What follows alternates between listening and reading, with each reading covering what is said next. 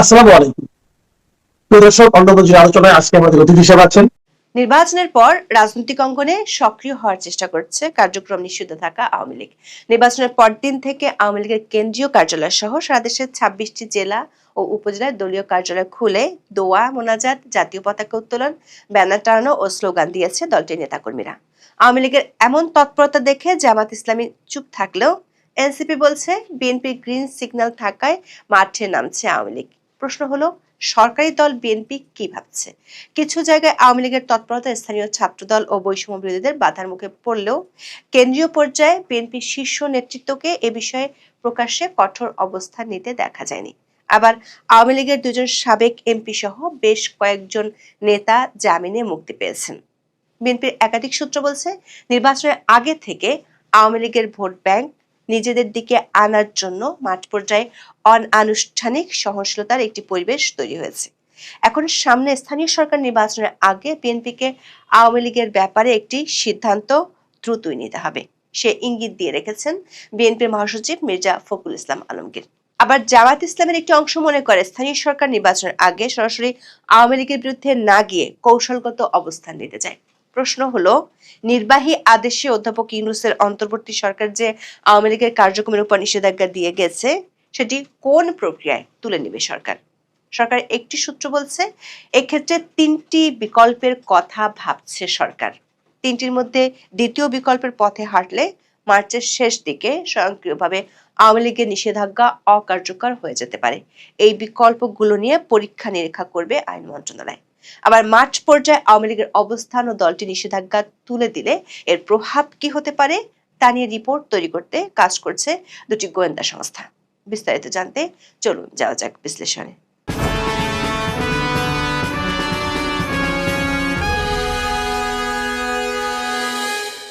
নির্বাচনের পরদিন ১৩ ফেব্রুয়ারি থেকে রাজধানীর বঙ্গবন্ধু অ্যাভিনিউ আওয়ামী লীগের কেন্দ্রীয় কার্যালয়ে পতাকা উত্তোলন করা হয়। এরপর পটুয়াখালীর দশমিনা, বরগুনার বেতাগী, ঠাকুরগাঁয়ের পীরগঞ্জ, নারায়ণগঞ্জ, শরীয়তপুর, বগুড়া, পঞ্চগড়, হবিগঞ্জ, খুলনা, রাজবাড়ী, ফরিদপুর, চট্টগ্রাম, কুড়িগ্রাম, পাবনা, চাঁপাইনবাবগঞ্জ, নোয়াখালী, সিলেট এবং দিনাজপুরের পার্বতীপুর সহ সারা দেশের বিভিন্ন জেলা ও উপজেলায় দলীয় কার্যালয়ে নেতাকর্মীদের উপস্থিত হতে দেখা গেছে। এসব জেলায় দলটির পরিত্যক্ত কার্যালয়ের তালা ভেঙে ভিতরে প্রবেশ, জাতীয় দলীয় পতাকা উত্তোলন এবং বঙ্গবন্ধু শেখ মুজিবুর রহমান ও শেখ হাসিনার ছবি টানানোর ঘটনা ঘটে। বেশিরভাগ ক্ষেত্রে এসব কর্মসূচি সামাজিক যোগাযোগ মাধ্যমে ছড়িয়ে পড়ে। সবশেষ ধানমন্ডির আওয়ামী লীগের সভাপতির রাজনৈতিক কার্যালয়ের ফটকের সামনে জাতীয় পতাকা ও বঙ্গবন্ধুর ছবি রেখে স্লোগান দিয়েছে কার্যক্রম নিষিদ্ধ যুব মহিলা লীগের একদল নেত্রী। রাজনৈতিক বিশ্লেষকদের মতে, তৃণমূল পর্যায়ে এ ধরনের উপস্থিতি কেবল সাংগঠনিক বার্তা নয়, বরং জাতীয় রাজনীতিতে পুনরায় জায়গা করে নেওয়ার কৌশলগত প্রচেষ্টার অংশ। এই যে বিভিন্ন এলাকায় কার্যক্রম নিষিদ্ধ আওয়ামী লীগের অফিস খোলার চেষ্টা, পতাকা উত্তোলনের বাইরেও আরেকটি বিষয় সবার নজরে আসে। সেটি হলো, দীর্ঘ প্রায় ৯ মাস পর জামিন পেয়েছেন বরিশাল সদর আসনের সাবেক সংসদ সদস্য জেবুন্নেসা আফরোজ। একই সঙ্গে জামিন দেওয়া হয়েছে নিষিদ্ধ ছাত্রলীগের বরিশাল মহানগর সাবেক সভাপতি ও সদর উপজেলা পরিষদের সাবেক ভাইস চেয়ারম্যান জসিম উদ্দিন সহ দুজনকে। গ্রেপ্তারের ১.৫ বছর পর জামিনে কারামুক্ত হয়েছেন ঠাকুরগাঁও ২ আসনের সাবেক সংসদ সদস্য ও আওয়ামী লীগ নেতা দবিরুল ইসলাম।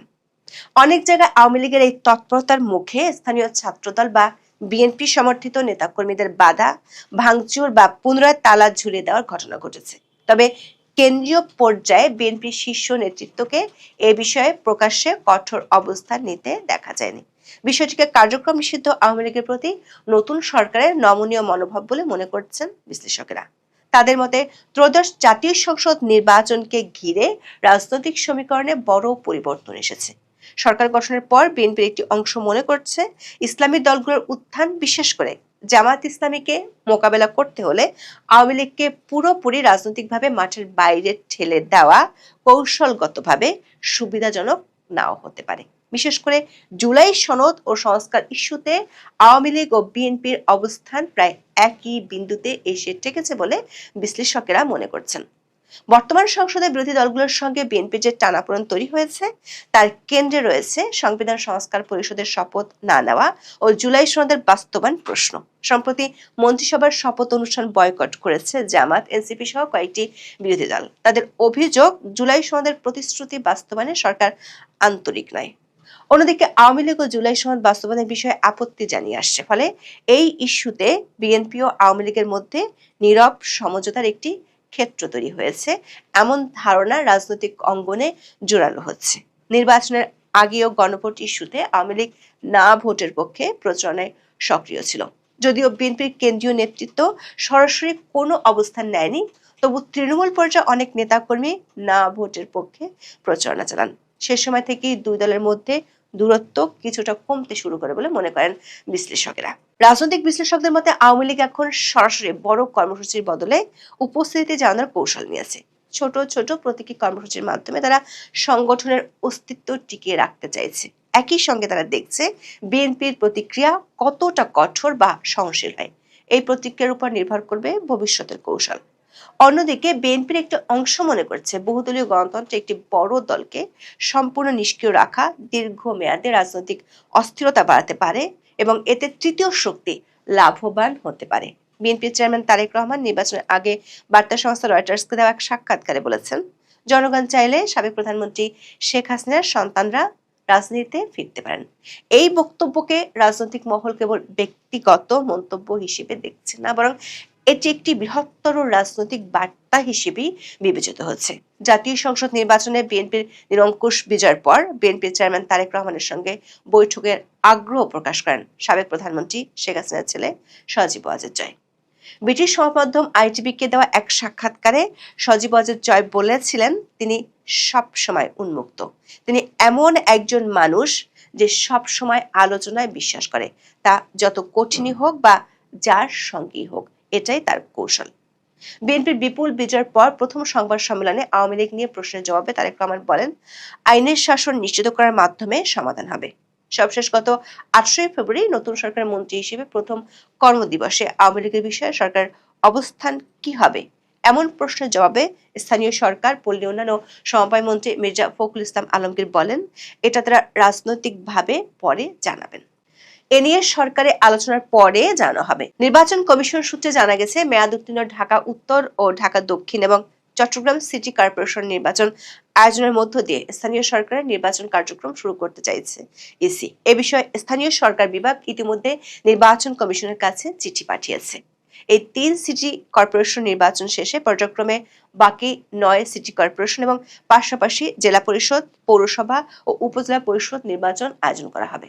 ২০২৪ সালের ৫ই আগস্ট সরকার পতনের পর মেয়র, চেয়ারম্যান ও কাউন্সিলরদের পদত্যাগের প্রেক্ষাপটে অন্তর্বর্তী সরকার ১২টি সিটি কর্পোরেশন, ৩৩০টি পৌরসভা, ৪৯৭ উপজেলা পরিষদ এবং ৬৪টি জেলা পরিষদের জনপ্রতিনিধিদের অপসারণ করে। বর্তমানে ইউনিয়ন পরিষদ ছাড়া এসব স্থানীয় সরকার প্রতিষ্ঠান প্রশাসকের মাধ্যমে পরিচালিত হচ্ছে। তবে আদালতের আদেশে চট্টগ্রাম সিটি কর্পোরেশনের মেয়র হিসেবে দায়িত্ব পালন করছেন শাহাদাত হোসেন।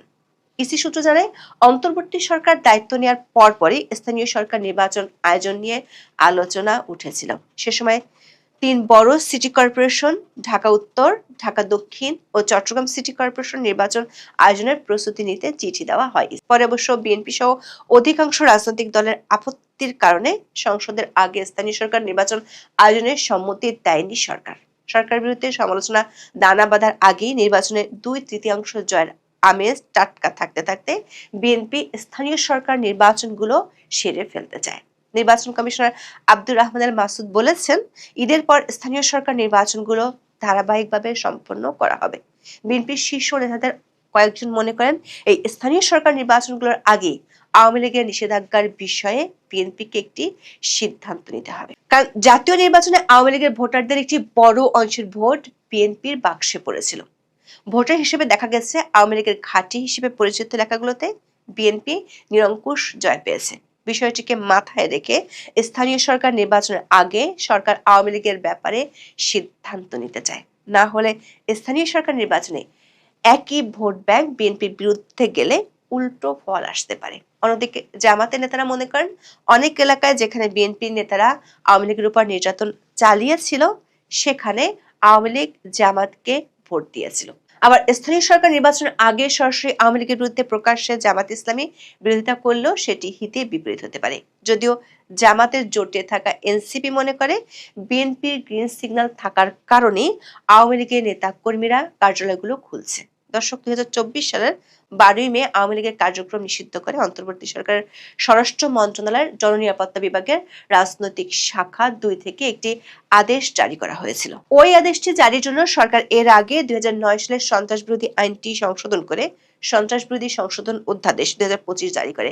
2009 সালের সন্ত্রাসবিরোধী আইনের 18-1 নম্বর ধারায় বলা হয়েছিল, এই আইনের উদ্দেশ্য পূরণ করবে সরকার কোনো ব্যক্তি বা সত্তা সন্ত্রাসী কাজের সাথে জড়িত আছে মর্মে যুক্তিসঙ্গত কারণের ভিত্তিতে সরকারি গেজেটের প্রজ্ঞাপন দ্বারা ওই ব্যক্তিকে তফসিলে তালিকাভুক্ত করিতে পারিবে বা সত্তাকে নিষিদ্ধ ঘোষণা ও তফসিলে তালিকাভুক্ত করিতে পারিবে। কোন দল বা দলের কার্যক্রমকে সরাসরি নিষিদ্ধ করার কোনো বিধান এই আইনের ছিল না। অন্তর্বর্তী সরকারের আইন উপদেষ্টা আসিফ নজরুল তড়িঘড়ি করে 2009 সালের আইনের সত্তাকে নিষিদ্ধ ঘোষণা ও তফসিলে তালিকাভুক্ত করতে পারবে এই শব্দগুলোর পর সত্তার যাবতীয় কার্যক্রম নিষিদ্ধ ঘোষণা করতে পারবে এমন শব্দগুলো যোগ করে নতুন অধ্যাদেশ জারি করে। আর তাতেই রাতারাতি নিষিদ্ধ হয়ে যায় আওয়ামী লীগের কার্যক্রম। সরকারের সাথে সুর মিলিয়ে নির্বাচন কমিশন আওয়ামী লীগের প্রতীক স্থগিত করে। সরকারের সূত্রগুলো বলছে, এখন সরকারের মধ্যে আলোচনার বিষয় হলো আওয়ামী লীগের নিষেধাজ্ঞা যদি তুলে দেওয়ার সিদ্ধান্ত হয় তাহলে সেটি কোন প্রক্রিয়া করা হবে। এখানে 3টি প্রক্রিয়া নিয়ে প্রাথমিকভাবে আলোচনা হয়েছে বলে জানা গেছে। প্রথমত, যেহেতু সরকার নির্বাহী আদেশে নিষেধাজ্ঞা আরোপ করা হয়েছে, সে কারণে সরকার চাইলে এই আদেশ যে কোনো সময় প্রত্যাহার করতে পারে। তবে বিএনপি নীতি নির্ধারকদের কেউ কেউ মনে করেন এই সরাসরি সরকারি আদেশে প্রত্যাহারের চেয়ে অন্য কোনো প্রক্রিয়া হলে সেটি অনেক বেশি যুক্তিসঙ্গত হবে। সেক্ষেত্রে দ্বিতীয় প্রক্রিয়াটি একটু সময় সাপেক্ষ হলেও বেশ কৌশলী। যেহেতু অধ্যাদেশ জারির মাধ্যমে আওয়ামী লীগের কার্যক্রম নিষিদ্ধ করা হয়েছে, তাই সন্ত্রাস দমন অধ্যাদেশটি নতুন সংসদের প্রথম কার্যদিবস শুরু হলে পরবর্তী 30 দিনের মধ্যে সংসদে পাশ হতে হবে। বিএনপির শীর্ষ নেতারা মনে করেন এই পদ্ধতিটি সবচেয়ে বেশি কার্যকরী হতে পারে। অধ্যাপক ইউনূসের সরকার ক্ষমতায় ছিল 559 দিন। এই কয়দিনে মোট 132টি অধ্যাদেশ জারি করেছে তারা। আইন মন্ত্রণালয়ের হিসাব অনুযায়ী দায়িত্ব নেওয়ার পর অন্তর্বর্তী সরকার 2024 সালে 17টি, 2025 সালে 80টি এবং 2026 সালে 17 ফেব্রুয়ারি আগ পর্যন্ত 35টি অধ্যাদেশ জারি করে। এইসব অধ্যাদেশকে সংবিধান অনুযায়ী আইনে পরিণত করতে হলে বর্তমান সরকারকে দিনে গড়ে 4.5টি করে অধ্যাদেশকে আইনে রূপান্তর করতে হবে, যেটি কোনোভাবেই বাস্তব ভিত্তিক নয়। সংবিধানের 93 অনুচ্ছেদে বলা আছে, অধ্যাদেশ জারি হওয়ার পর সংসদের প্রথম বৈঠকে এসব অধ্যাদেশ উপস্থাপন করতে হবে। রাষ্ট্রপতি জারি করা এসব অধ্যাদেশ জাতীয় সংসদের প্রথম অধিবেশন বসার 30 দিনের মধ্যে আইনে রূপান্তর করতে হবে, না হলে অধ্যাদেশগুলো স্বয়ংক্রিয়ভাবে বাতিল হয়ে যাবে। এমনিতে অন্তর্বর্তী সরকারের সংস্কার প্রক্রিয়া সহ সব কাজের সঙ্গে বিএনপি পূর্ণ একমত ছিল না, ফলে সব অধ্যাদেশ আইনে রূপান্তর হবে কি না এ প্রশ্ন দেখা দিয়েছে। বিএনপি নীতি নির্ধারকদের একটি অংশের মত হলো, সন্ত্রাস দমন আইনের মতো কালো আইনটি সংশোধনী এনে অধ্যাদেশ জারি করেছিল অন্তর্বর্তী সরকার। বিএনপি এমন কালো অধ্যাদেশকে পাশ করে বিতর্কে জন্ম দিতে চায় না। জাতীয় সংসদ সচিবালয়ের সূত্রে জানা গেছে, 26শে ফেব্রুয়ারি ত্রয়োদশ সংসদের প্রথম অধিবেশন শুরু হতে পারে।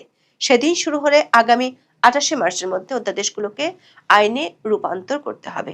এর মধ্যে যেগুলো আইনে পরিণত হবে না সেগুলো স্বয়ংক্রিয়ভাবে বাতিল বা অকার্যকর হয়ে যাবে। ফলে সন্ত্রাস দমন অধ্যাদেশটি যদি স্বয়ংক্রিয়ভাবে বাতিল হয়ে যায়, তখন এমনিতে আওয়ামী লীগের উপর নিষেধাজ্ঞাটি অকার্যকর হয়ে যাবে। তাছাড়া কোনো অধ্যাদেশকে আইনে রূপান্তরের প্রয়োজন হলে তার খসড়া মন্ত্রিসভায় ওঠাতে হবে। কিন্তু অন্তর্বর্তী সরকার হরে দরে এত অধ্যাদেশ করেছে যেগুলো 1 মাসের মধ্যে ভেটিং করা প্রায় দুঃসাধ্য।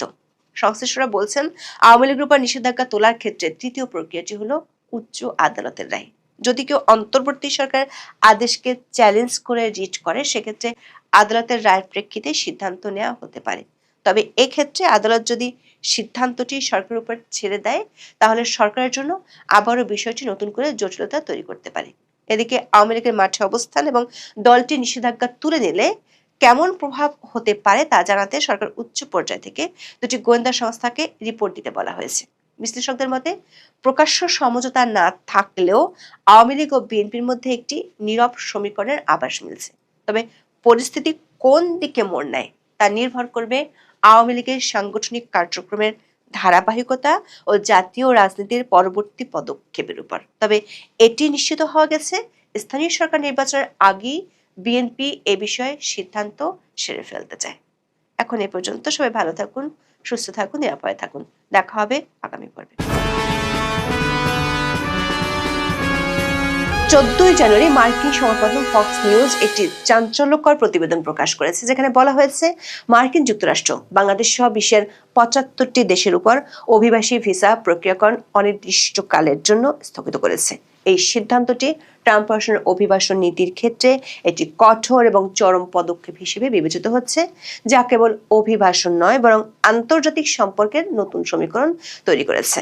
মার্কিন পররাষ্ট্র দপ্তরের একটি অভ্যন্তরীণ মেমোর বরাত দিয়ে ফক্স নিউজ জানিয়েছে, এই দেশগুলোর নাগরিকদের জন্য নতুন করে অভিবাসী ভিসা ইস্যু করা আপাতত বন্ধ থাকবে এবং এর প্রাথমিক কারণ হিসেবে পাবলিক চার্জ সংক্রান্ত আইনের কঠোর প্রয়োগ এবং আবেদনকারীদের যাচাই বাছাই বা ভেটিং প্রক্রিয়া পুনর্মূল্যায়নকে চিহ্নিত করা হয়েছে। দর্শক, মাত্র 3 দিন আগে মার্কিন যুক্তরাষ্ট্র সফর শেষ করে এসেছেন বাংলাদেশের অন্তর্বর্তী সরকারের জাতীয় নিরাপত্তা উপদেষ্টা খলিলুর রহমান। এই সফর বিশেষ সাফল্যমণ্ডিত ছিল বলে সরকারের পক্ষ থেকে দাবি করা হয়েছিল। তার শেষ সফর আগে খবর ছিল ট্রাম্প প্রশাসন বাংলাদেশকে 18.5 লাখ টাকার ভিসা বন্ডের দেশের ক্যাটাগরিতে ফেলেছে। আর খলিলুর রহমানের সফর শেষে এবার ভিসাই বন্ধ করেছে মার্কিন সরকার। দর্শক, এর আগে 2021 ও 2023 সালে মার্কিন যুক্তরাষ্ট্র সীমিত আকারে বাংলাদেশিদের উপর ভিসা স্যাংশন দিয়েছিল। 2021 সালে র্যাবের 7 কর্মকর্তা আর 2023 সালে অবাধ ও সুষ্ঠু নির্বাচনে বাধা দানকারীদের উপর ভিসা স্যাংশন আরোপের কথা জানানো হয়েছিল। কিন্তু এবার সব বাংলাদেশিদের জন্য ভিসা প্রক্রিয়া স্থগিত করেছে যুক্তরাষ্ট্র। প্রশ্ন হলো, খলিলুর রহমানের সফরের পর আবার বাংলাদেশের ঠিক জাতীয় নির্বাচনের আগে ট্রাম্প প্রশাসনের এমন পদক্ষেপ কি বার্তা দিচ্ছে? বিস্তারিত জানতে চলুন যাওয়া যাক বিশ্লেষণে।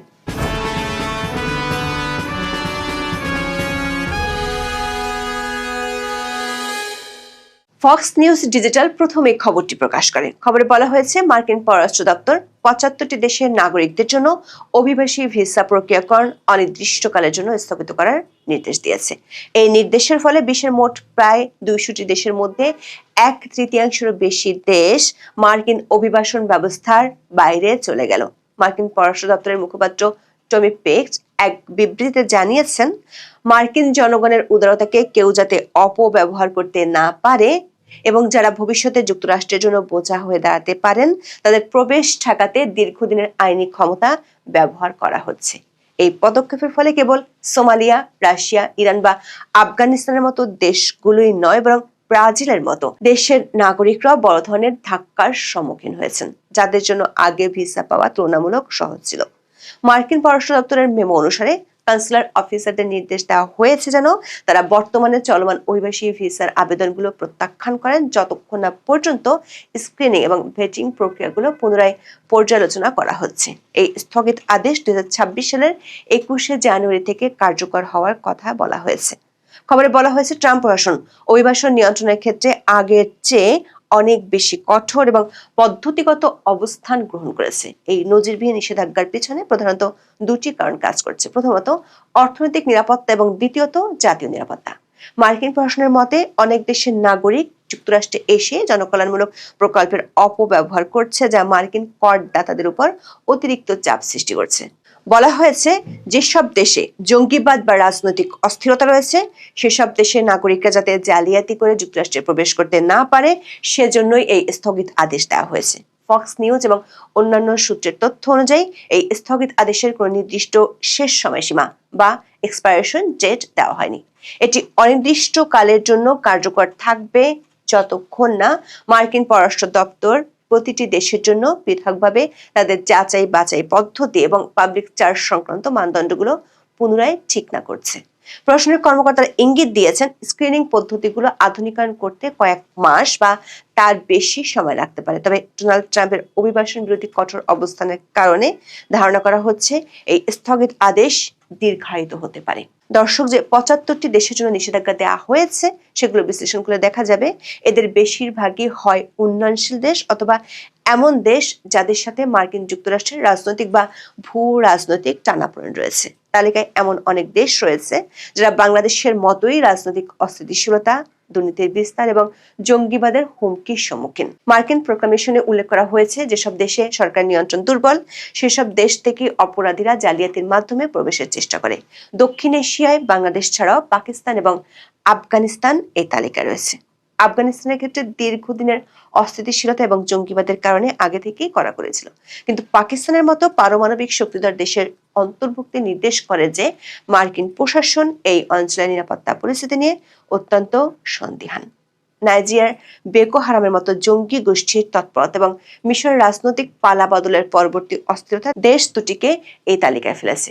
এই দেশগুলোতে শক্তিশালী নিরাপত্তা বাহিনী থাকা সত্ত্বেও মার্কিন প্রশাসন মনে করছে তাদের স্ক্রিনিং প্রক্রিয়া যথেষ্ট নয়।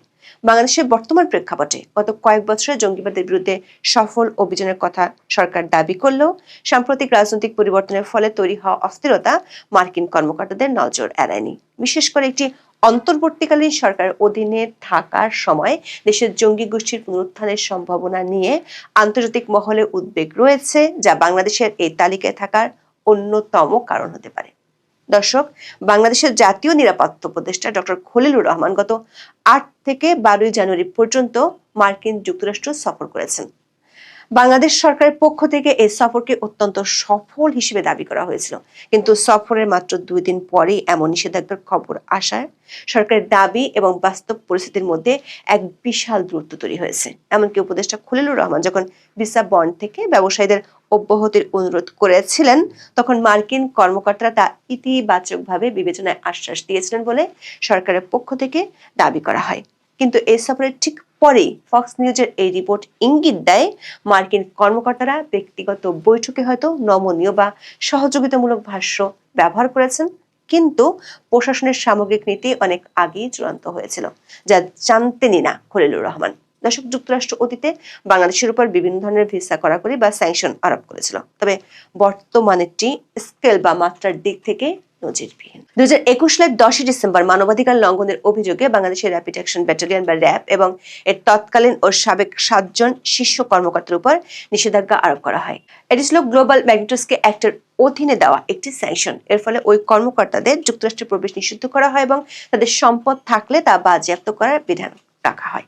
এরপর 2023 সালের মে মাসে মার্কিন পররাষ্ট্রমন্ত্রী অ্যান্টনি ব্লিংকেন বাংলাদেশের জন্য নতুন ভিসা নীতি ঘোষণা করেন।